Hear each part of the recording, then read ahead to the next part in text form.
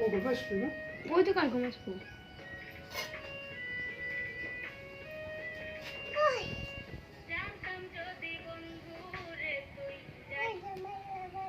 তুই পাঠাস কে দে মোবাইল দে কাটে দেবো হ্যাঁ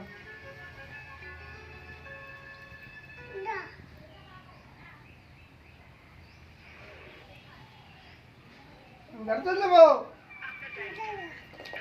দাও